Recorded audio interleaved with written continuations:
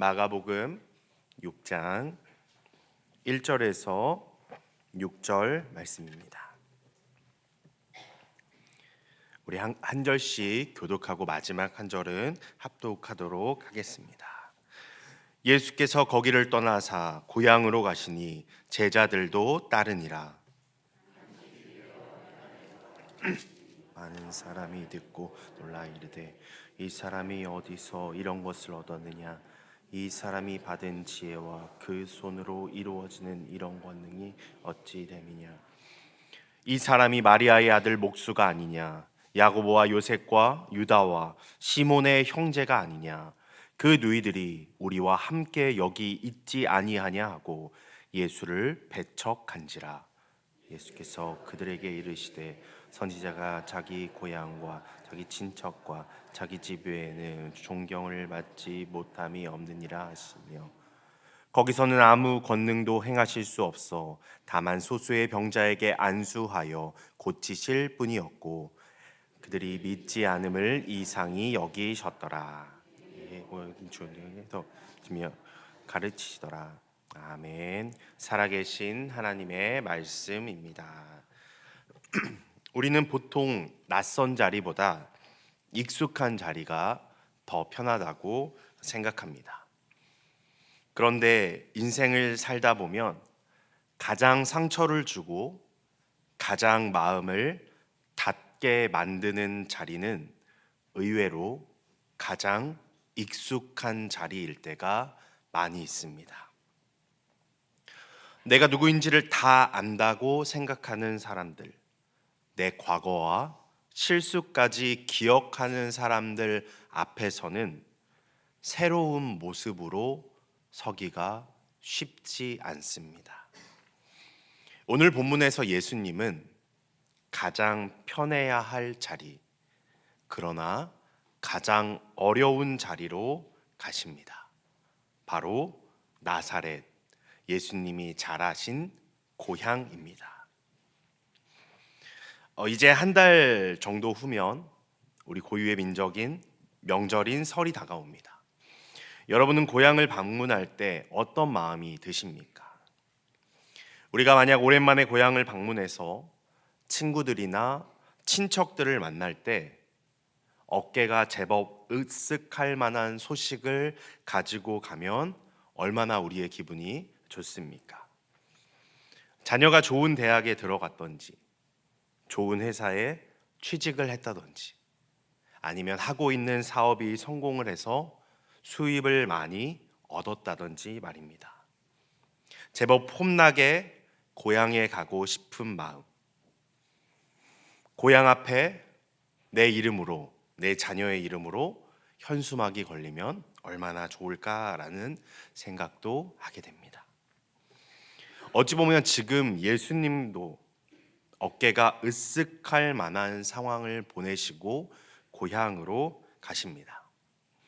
오늘 보면 앞장을 보면요, 거라사인의 지방에서 귀신 들렸던 사람을 고치셨고 12해 동안 어떤 의사도 고치지 못했던 혈류증을 앓고 있던 여인도 고치셨습니다.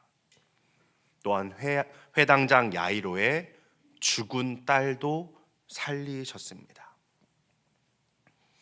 나사렛과 그 지방의 거리는 30에서 40km 정도 되었기 때문에 아마 나사렛 지방에 소문이 자자했을 것입니다.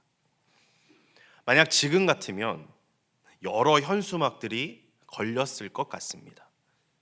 아무도 못 고치는 병을 고친 예수, 나사렛 고향에 방문하다. 요셉의 아들 예수, 나사렛에 방문하다. 죽은 사람을 살린 예수, 고향에 오신 것을 환영합니다. 예수님과 함께 동행했던 제자들은 어떤 마음이었을까요? 예수님 주변에 수많은 사람들이 함께 모였던 것을 체험했던 제자들은 아마 많은 기대를 했을 것입니다. 예수님이 나셨던 나사렛에 가면 어떤 더 큰 일이 일어날까? 예수님은 고향에 가셔서 가장 먼저 들리신 곳은 회당이었습니다. 오늘 본문 2절 말씀입니다. 안식일이 되어 회당에서 가르치시니 많은 사람이 듣고 놀라. 본문에 나타난 가르침은 공관복음서 평행본문인 누가복음 4장을 보면 알 수 있는데요. 예수님께서는 회당에서 이사야서를 읽으시면서 이사야서에서 기록된 그 예언의 말씀, 하나님 나라가 오늘 바로 당신을 통해 이루어졌다고 이야기하셨습니다. 누가복음 4장 18절에서 21절 말씀입니다. 주의 성령이 내게 임하셨으니 이는 가난한 자에게 복음을 전하게 하시려고 내게 기름을 부으시고 나를 보내사 포로된 자에게 자유를, 눈먼 자에게 다시 보게 함을 전파하며 눌린 자를 자유롭게 하고 주의 은혜의 해를 전파하게 하려 하심이라 하였더라. 책을 덮어 그 맡은 자에게 주시고 앉으시니 회당에 있는 자들이 다 주목하여 보더라. 이에 예수께서 그들에게 말씀하시되 이 글이 오늘 너희 귀에 응하였느니라 하시니. 사람들은 깜짝 놀랐을 것입니다. 이 반응은요, 마가복음 1장에서 예수님이 처음으로 공생애를 시작하시고 가버나움 회당에서 가르치실 때 회중이 보였던 반응과 똑같습니다. 그런데 문제는 사람들의 반응의 결과였습니다. 1장에서는 예수님 곁에 사람들이 몰립니다. 그 말씀이 좋고 예수님의 행하시는 기적을 체험하기 위해서 말이죠. 하지만 오늘 본문에서 누구도 예수님을 반겨줘야 하고 응원해 줄 것이라고 생각한 고향 사람들은요, 예수님을 의심하고 배척합니다. 예수님을 거절합니다. 2절 후반절 말씀입니다. 이르되 이 사람이 어디서 이런 것을 얻었느냐? 이 사람이 받은 지혜와 그 손으로 이루어지는 이런 권능이 어찌 됨이냐? 3절까지 읽겠습니다. 이 사람이 마리아의 아들 목수가 아니냐? 야고보와 요셉과 유다와 시몬의 형제가 아니냐? 그 누이들이 우리와 함께 여기 있지 아니하냐 하고 예수를 배척한지라. 왜 고향 사람들은 예수님의 가르침에 아멘으로 화답하지 못합니까? 왜 의심합니까? 왜 배척합니까? 왜 예수님을 거절합니까? 예수님은 나사렛 사람들에게 너무나 익숙한 사람이었기 때문입니다. 고향 사람들은 예수님 누구보다 익숙했습니다. 예수는 우리 중 누구와도 다르지 않은 존재이고, 아니 나보다 못한 존재라는 인식이 있었습니다. 3절에 보면 예수님을 마리아의 아들이라고 부릅니다. 당시 문화에서는 요셉이 먼저 죽었다는 설이 많은데요, 아버지가 돌아가셨다고 하더라도 아버지의 아들이라고 부릅니다. 즉 요셉의 아들이라고 부른다는 것입니다. 하지만 지금 예수님을 뭐라고 말합니까? 마리아의 아들이라고 말합니다. 이는 과부의 자식이라는 모욕적인 말입니다. 그리고 예수님의 직업이 목수라는 것이 처음으로 등장합니다. 당시 목수는 인정받는 직업이 아니었습니다. 예수님께서 성전에서 가르치신 후 요한복음에서 유대인들의 반응을 보면 이렇게 나와 있습니다. 요한복음 7장 15절인데요. 유대인들이 놀랍게 여겨 이르되 이 사람은 배우지 아니하였거늘 어떻게 그를 아느냐 하니.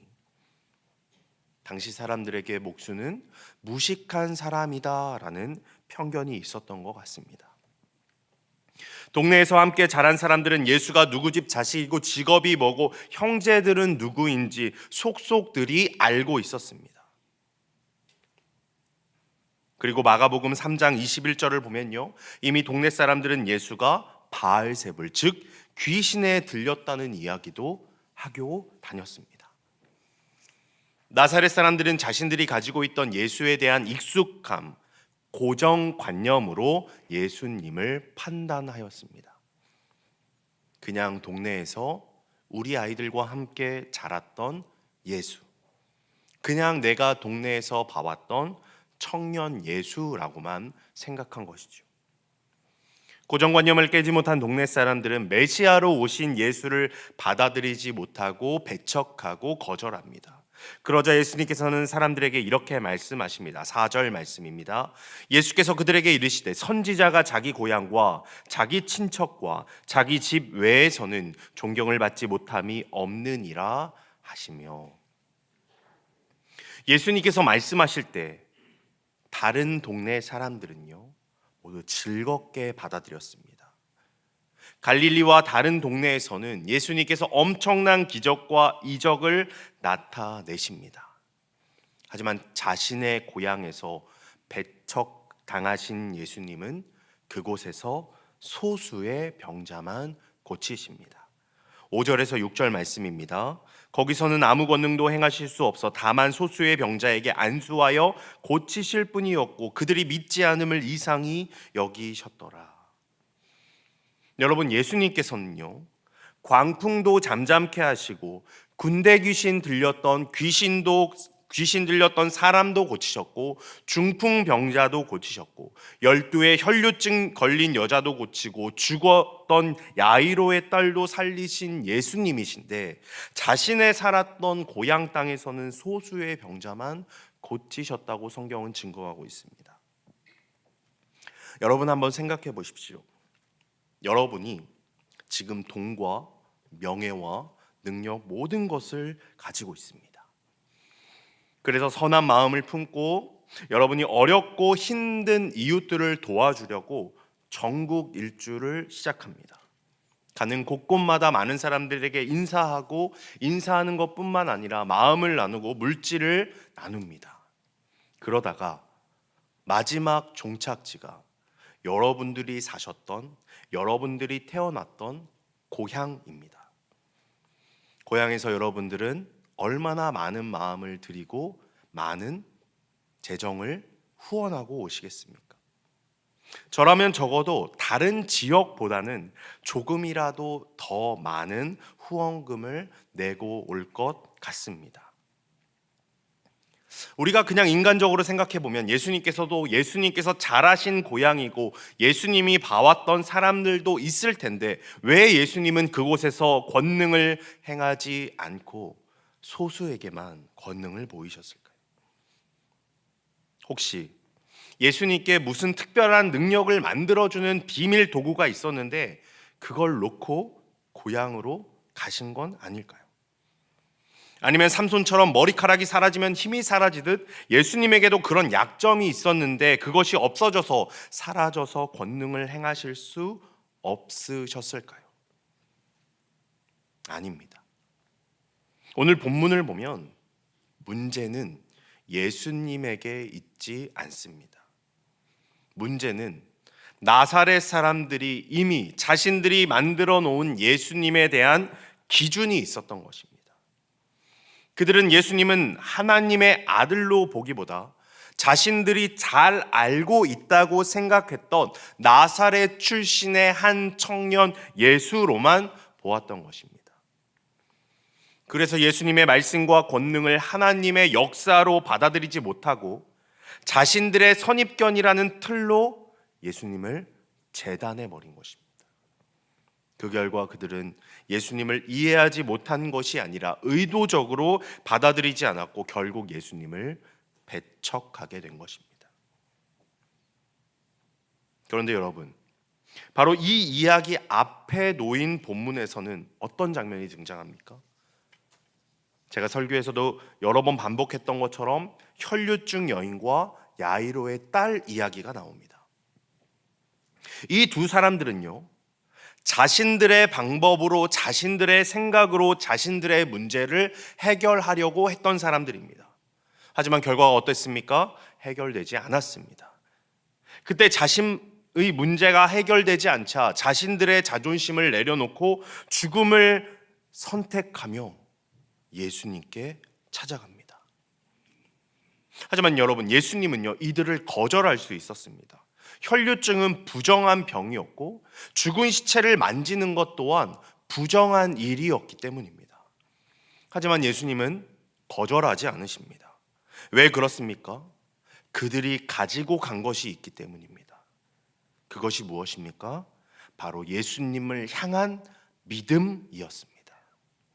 예수님께서 고치실 것이라는 믿음, 예수님께서 나를 구원해 주실 것이라는 믿음, 그동안 그들 마음 가운데 있던 지긋지긋했던 고정관념, 내가 할 수 있어, 내가 가지고 있는 것으로 해결할 수 있어 라는 이 고정관념에서 벗어나 예수님을 향한 믿음을 품고 예수님께 달려간 것입니다.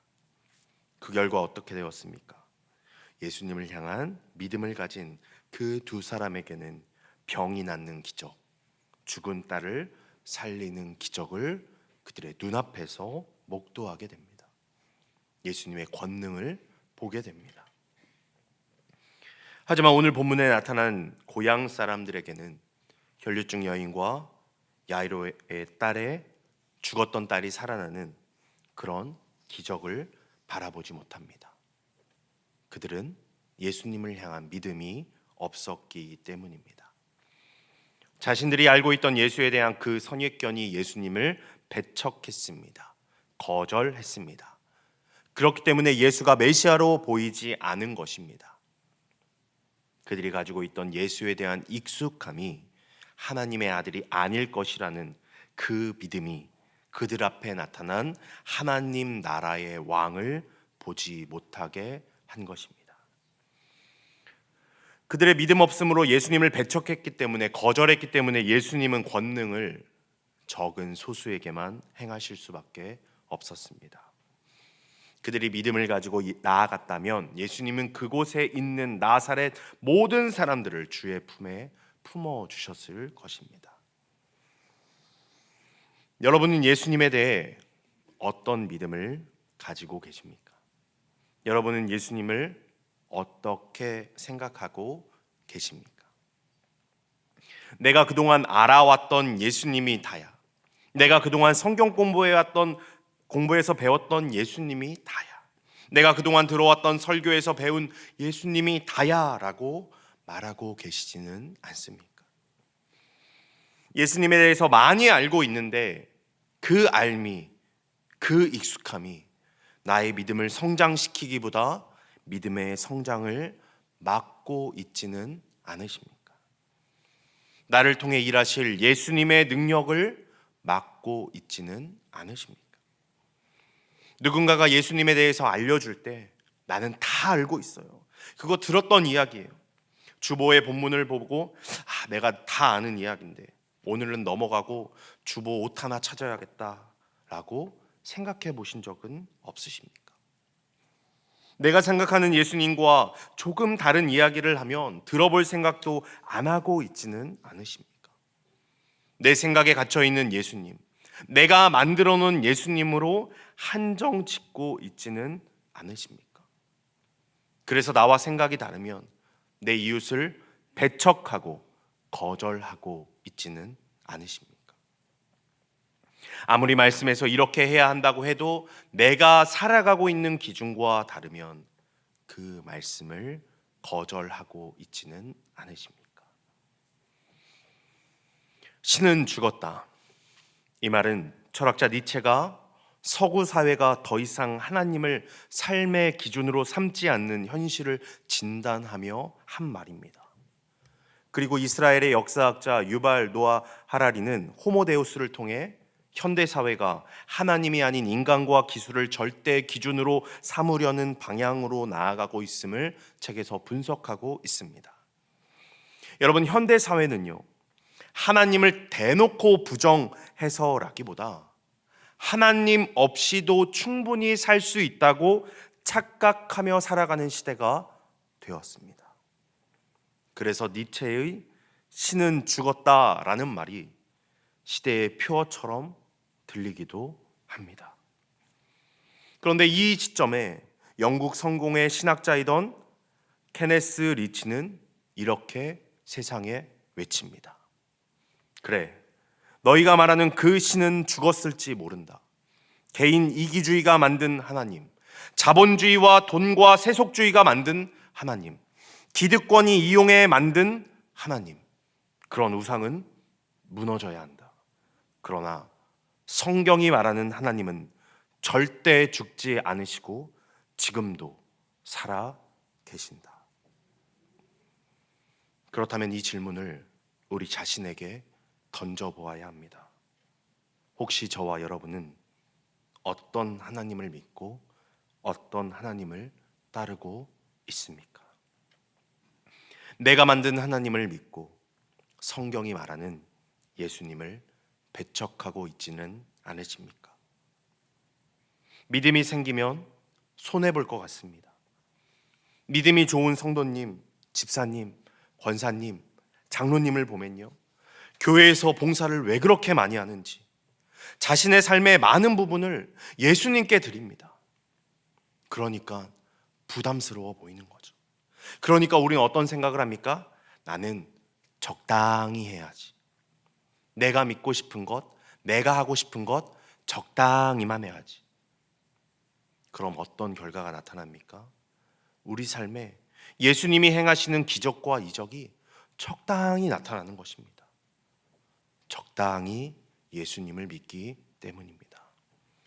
하지만 여러분, 예수님이 우리를 적당히 사랑하셨습니까? 하나님이 우리를 적당히 사랑하셨습니까? 아닙니다. 예수님은 우리를 적당히 사랑하지 않으시고 우리를 목숨 다해 사랑하셨습니다. 하나님은 우리를 위해 적당히 일하시지 않으시고 하나밖에 없는 독생자 예수 그리스도를 십자가에 달려 돌아가게 하셨습니다. 로마서 5장 8절 말씀에 이렇게 나와 있습니다. 우리가 아직 죄인 되었을 때에 그리스도께서 우리를 위하여 죽으심으로 하나님께서 우리에 대한 자기의 사랑을 확증하셨느니라. 예수님은 우리를 거절하지 않으셨습니다. 죄인 된 우리를 먼저 품어주셨습니다. 죄인 된 우리를 끝까지 품어주신 분이 바로 예수님이십니다. 그러므로 우리의 신앙은 예수님을 평가하거나 거리를 두는 것이 아니라 그의 품 안으로 나아가는 데서 시작이 됩니다. 그리고 성도는 거기서 멈추지 않습니다. 예수님 품 안에 머문 사람은요, 결국 그분의 마음을 닮아가게 됩니다. 그래서 우리는 예수님께 품 받은 자로서, 품에 안긴 자로서 예수님이 그렇게 하셨던 것처럼 이웃을 품어가는 삶으로 부르심을 받은 것입니다. 사랑하는 성도 여러분, 예수님은 고향 나사렛에서 배척을 당하십니다. 그 이유는 분명합니다. 예수님이 부족해서가 아니라 사람들이 자기 기준 안에 예수님을 가두었기 때문입니다. 나사렛 사람들은 예수님을 몰랐던 것이 아닙니다. 오히려 너무 잘 알았다고 생각했습니다. 그 익숙함과 선입견 때문에 예수님을 하나님의 아들로 믿지 않았고 그 믿지 않음의 자리에서 하나님의 능력은 더 이상 그곳에 드러나지 않게 된 것입니다. 오늘 이 말씀은 우리 각자에게 질문합니다. 우리는 예수님을 어떤 기준으로 대하고 있는지 말입니다. 그리고 그 기준으로 혹시 우리도 이웃을 또 다른 나사렛 사람처럼 배척하고 거절하고 있지는 않으십니까? 그렇다면 우리는, 성도된 우리는 어떻게 살아야 할까요? 우리가 나와 다른 이웃을 품을 수 있는 이유는 단 하나입니다. 하나님께서 먼저 우리를 사랑하셨기 때문입니다. 그 사랑은 부족한 사랑이 아니었고 조건을 달아 요구하는 사랑도 아니었습니다. 하나님은 우리를 향한 사랑이 일방적인 선언으로 끝나기를 원하지 않으셨습니다. 여러분, 사랑은 구걸이 아닙니다. 한쪽의 애걸로 이루어지는 것이 아니라 나를 향해 먼저 주어진 사랑을 알고 그 사랑에 응답하는 데서 시작이 됩니다. 우리가 이웃을 품을 수 있는 이유도 바로 여기 있는 것입니다. 그래서 우리는 나의 기준에 맞지 않는다고 사람을 거절할 수 없습니다. 성별이 다르다고, 지위가 다르다고, 생활 형편이 다르다고 사람을 배척할 수 없는 것입니다. 예수님은 우리를 각자의 기준으로 나누라고 부르신 것이 아니라 그리스도 안에서 하나로 우리를 부르셨습니다. 사도 바울은 갈라디아서 3장 28절에 이렇게 말합니다. 너희는 유대인이나 헬라인이나 종이나 자유인이나 남자나 여자나 다 그리스도 예수 안에서 하나이니라. 우리가 읽기에는 너무나 은혜스러운 말이지만 당시 사회적 배경을 보았을 때 이 말이 선포되었을 때는 그 사회 안에서 엄청난 지각 변동을 일으키는 선포였습니다. 우리 안에도 그 마음을 품기 원합니다. 마가복음 6장에서의 문제는 분명했습니다. 예수님의 능력 없음이 아니라 그분을 믿지 않았다는 것입니다. 마찬가지로 오늘도 내 안에 예수님이 계시지 않으면 우리는 쉽게 사람을 배척하게 됩니다. 그리스도의 사랑을 알지 못하고 그분을 향한 믿음이 없는 자리에서는 사람을 품어낼 힘이 나오지 않습니다. 그러나 그리스도의 사랑을 아는 것을 넘어 경험한 사람, 그분을 믿음으로 받아들인 사람은 다른 사람을 품을 수가 있습니다. 왜냐하면 이미 자신이 먼저 품을 받았다는 사실을 알고 있기 때문입니다. 사랑하는 성도 여러분, 우리 새순교회는 예수 그리스도를 여러분 각자의 삶의 주인으로 그 믿음으로 받아들인 공동체입니다. 그렇기 때문에 세상에서 거절당하고 익숙한 자리에서 상처 입은 많은 사람들이 우리 교회로 왔을 때 세상처럼 그들을 거절하는 것이 아니라 품어줄 수 있는 공동체가 된 것입니다. 2026년 올 한 해 우리 교회가 예수님을 더욱더 뜨겁게 만나고 그분의 품 안에서 회복을 경험하며 세상에서 거절당하고 상처 입은 많은 사람들이 우리 새순교회 안에서 다시 예수 그리스도를 만나고 회복하고 그분의 품 안에서 소망을 발견하는 우리 공동체가 되길 간절히 소망합니다. 우리 이 시간